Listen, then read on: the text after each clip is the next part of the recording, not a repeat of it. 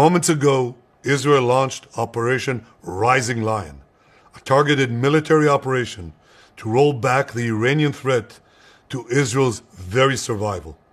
This operation will continue for as many days as it takes to remove this threat. For decades, the tyrants of Tehran have brazenly, openly called for Israel's destruction. They've backed up their genocidal rhetoric with a program to develop nuclear weapons. In recent years, Iran has produced enough highly enriched uranium for 9 atom bombs. 9. In recent months, Iran has taken steps that it has never taken before, steps to weaponize this enriched uranium. And if not stopped, Iran could produce a nuclear weapon in a very short time. It could be a year, it could be within a few months, less than a year. This is a clear and present danger to Israel's very survival. 80 years ago, the Jewish people were the victims of a Holocaust perpetrated by the Nazi regime. Today, the Jewish state refuses to be a victim of a nuclear Holocaust perpetrated by the Iranian regime. Now, as Prime Minister, I've made it clear time and again, Israel will never allow those who call for our annihilation to develop the means to achieve that goal. Tonight, Israel backs those words with action. We struck at the heart of Iran's nuclear enrichment program. We struck at the heart of Iran's nuclear weaponization program. We targeted Iran's main enrichment facility in Natanz.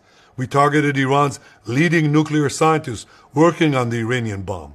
We also struck at the heart of Iran's ballistic missile program. Last year, Iran fired 300 ballistic missiles at Israel. Each of these missiles carries a ton of explosives and threatens the lives of hundreds of people. Soon, those missiles could carry a nuclear payload, threatening the lives not of hundreds, but of millions. Iran is gearing up to produce 10,000 of those ballistic missiles within 3 years. Now just imagine 10,000 tons of TNT landing on a country the size of New Jersey. This is an intolerable threat. It too must be stopped. Iran is now working on what it calls the new plan to destroy Israel. You see, the old plan failed. Iran and its proxies tried to encircle Israel with a ring of fire and to attack us with the horrible attack of October 7th. But the people of Israel, the soldiers of Israel, rose like lions to defend our country. We crushed Hamas, we devastated Hezbollah, we hit Iranian proxies in Syria and Yemen. And when Iran directly attacked us twice last year, we struck back inside Iran itself. Yet in defending ourselves, we also defend others. We defend our Arab neighbors. They too have suffered from Iran's campaign of chaos and carnage. Our actions against Iran's proxy Hezbollah led to the establishment of a new government in Lebanon and the collapse of Assad's murderous regime in Syria. The peoples of those two countries now have a chance for a different future, a better future. So too do the brave people of Iran, and I have a message for them. Our fight is not with you. Our fight is with the brutal dictatorship that has oppressed you for 46 years. I believe that the day of your liberation is near. And when that happens, the great friendship between our two ancient peoples will flourish once again. I want to assure the civilized world, we will not let the world's most dangerous regime get the world's most dangerous weapons. And Iran plans to give those weapons, nuclear weapons, to its terrorist proxies. That would make the nightmare of nuclear terrorism all too real. The increasing range of Iran's ballistic missiles would bring that nuclear nightmare to the cities of Europe and eventually to America. Remember, Iran calls Israel the small Satan.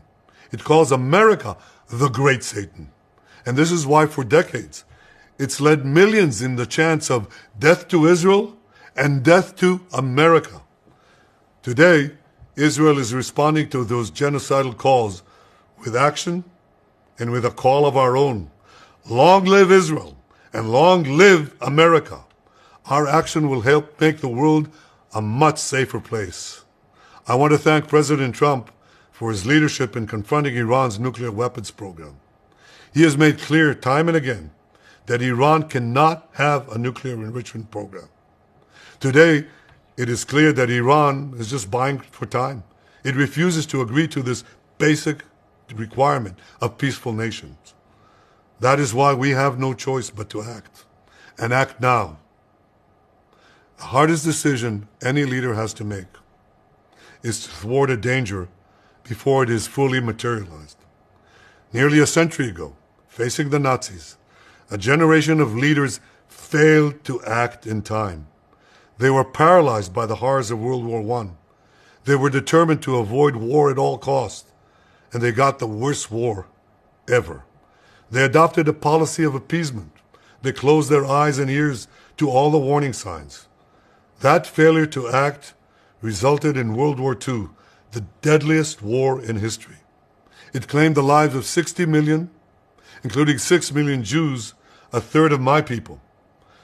After that war, the Jewish people and the Jewish state vowed, never again. Well, never again is now. Today, Israel has shown that we have learned the lessons of history.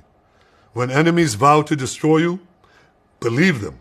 When enemies build weapons of mass death, stop them. As the Bible teaches us, when someone comes to kill you, rise and act first. This is exactly what Israel has done today. We have risen like lions to defend ourselves. Over 3,000 years ago, Moses gave the people of Israel a message that has steeled their resolve ever since. Be strong and courageous, he said. Today, our strong and courageous soldiers and people stand together to defend ourselves against those who seek our destruction. And by defending ourselves, we defend many others, and we roll back a murderous tyranny. Generations from now, history will record that our generation stood its ground, acted in time, and secured our common future. May God bless Israel. May God bless the forces of civilization everywhere. Thank you.